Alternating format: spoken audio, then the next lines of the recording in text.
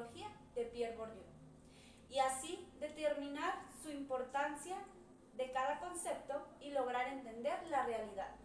Pero antes mencionaremos algunos personajes que influyeron en la sociología, como son Friedrich Engels, Adolfo Sánchez, Pierre Félix Bourdieu, Antonio Gramsci, Paulo Freire, Erich Fromm, Edgar Morin, Louis Althusser.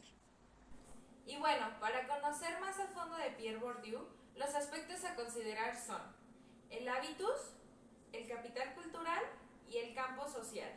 Y bueno, empezaremos por el hábitus.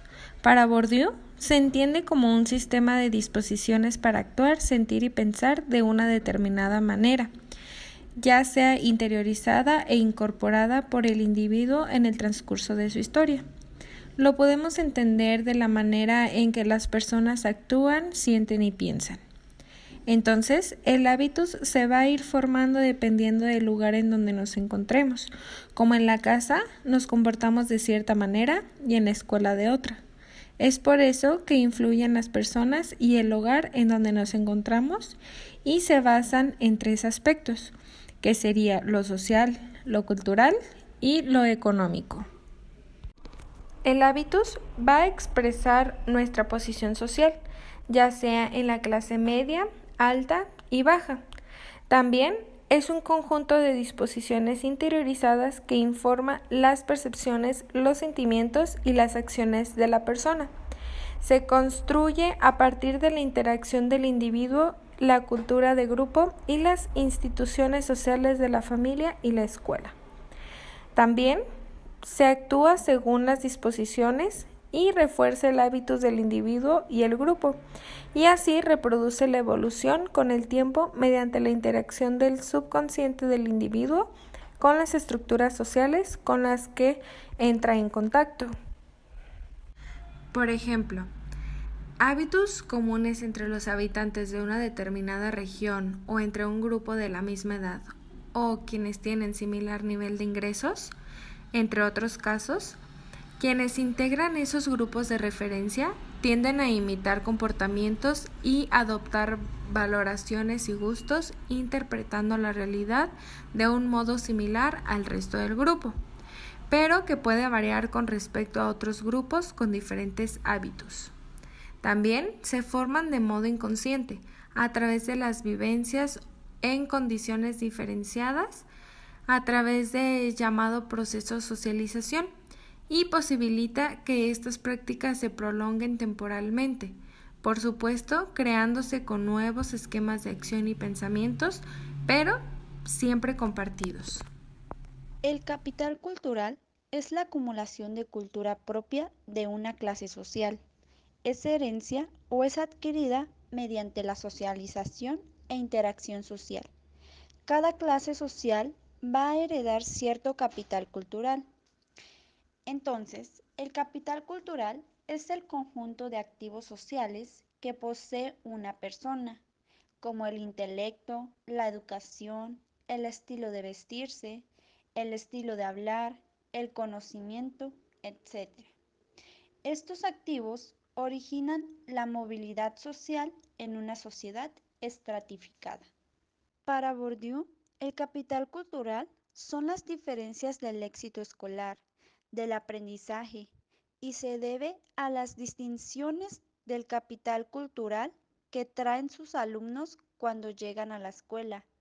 Por ejemplo, los alumnos que nacen y crecen en entornos violentos con carencias económicas tienen un déficit en su capital cultural que lo conduce al fracaso como estudiantes, muchas veces abandonando la escuela desde edades tempranas. Los tres estados del capital cultural son el incorporado, el objetivado y el institucionalizado. El capital cultural incorporado se trata de todo el conocimiento que una persona adquiere, tanto de forma consciente como inconsciente, mediante los procesos de socialización y tradición. Este tipo de capital cultural no se puede intercambiar según Bourdieu. Se adquiere poco a poco cuando la persona lo va incorporando a sus hábitos. Por ejemplo, su personalidad y su manera de pensar. El capital cultural objetivado tiene que ver con las propiedades de una persona que poseen. Puede ser intercambiadas por un beneficio económico, además de poseer un significado que le otorga estatus. Este tipo de capital simboliza el conocimiento de una persona sobre la sociedad en la que se encuentra y sus formas de expresión más importantes. Y por último, el capital cultural institucionalizado está relacionado con el reconocimiento formal por parte de instituciones políticas del capital cultural de una persona. Esto puede hacerse mediante títulos conseguidos en estudios formales, un trabajo que otorgue buen estatus o posición social, o mediante pertenencia a algún club o asociación. Normalmente, cuando hablamos de capital, nos referimos al capital económico, o sea, el dinero que tienes y todas las cosas que puedes convertir en dinero fácilmente, como casas, carros o joyas. Incluso el tiempo también cuenta como capital económico y social porque lo puedes convertir en dinero si trabajas. También el capital social consiste en los recursos que tienes por pertenecer a diferentes grupos y depende de la cantidad de conexiones que tienes y del capital que tienen esas personas. Por ejemplo, los millonarios y los académicos tienen bastante capital simbólico para ganar más capital simbólico directamente. También se puede usar tu capital cultural o económico, por ejemplo, abriendo una biblioteca o donando dinero a una caridad. Incluso los padres le pasan capital cultural, social y económico a sus hijos a través de la herencia de la crianza, al encargarse de sus estudios, su educación, y esto ayuda un poco a entender mejor la igualdad social, que no solo depende de cuánto dinero tienes.